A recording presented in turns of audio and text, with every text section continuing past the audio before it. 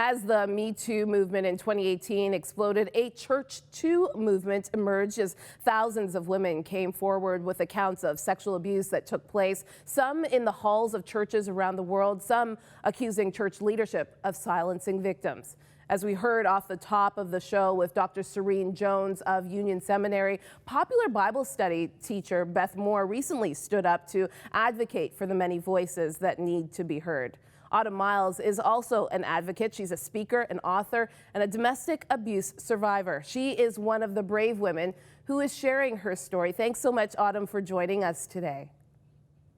What an honor. Thank you for having me.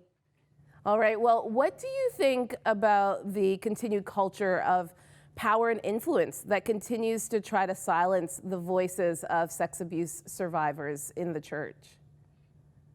Well, it needs to stop. I'm committing my life to being a voice, to representing the 1 in 4 women and 1 in 7 men that experience domestic violence in their lifetime. The church is not immune, as we've seen in the last couple of years. Unfortunately, that's just when the issue became we became aware of the issue, but it's been going on for centuries. So it's not okay, and we need to stop it. It grieves my heart, Autumn, to know that leadership in the church was not a safe place to go. So you are now advocating for the church to be a safe place. What needs to happen for the church to be safe?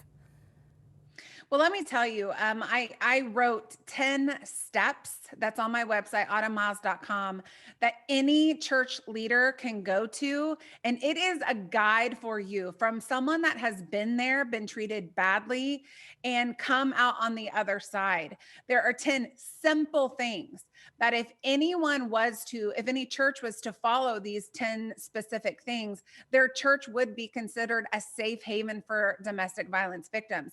The problem is, I did a study with Lifeway a few years back.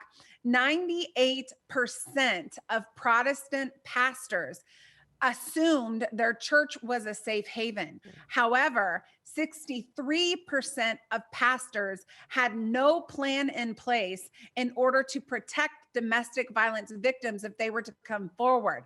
And if you know anything about someone that's been abused, a domestic violence victim will not come forward due to safety reasons for her and her children unless she knows that the source she is coming to can be trusted. Can you highlight just a few of those tips? And we'll put your website on our website as well so people can go and see those 10 tips. But what are maybe 2 or 3 of those tips that you can highlight right now very quickly? One thing I will tell you that all churches need to do is pastors and leadership must speak out about the heinous sin and even crime of domestic violence. Once a pastor from the pulpit says it is not welcome here, they think it's a small thing, but actually it is signaling the victim that they have an ally in that church. That is one simple yet profound, huge, game-changing thing that any church could do.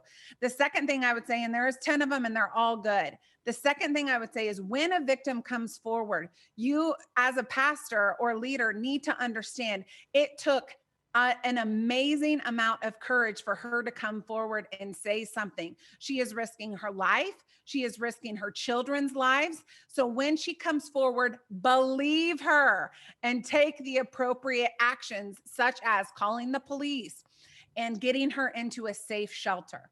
Oh, so good. I could talk to you all day. Thank you so much, Autumn, for using your voice and staying in the church and believing that this place that we love could be redeemed and could be a safe place for survivors. Thank you again, Autumn Miles, for your time today. You're so welcome. Thank you for having me. What an honor.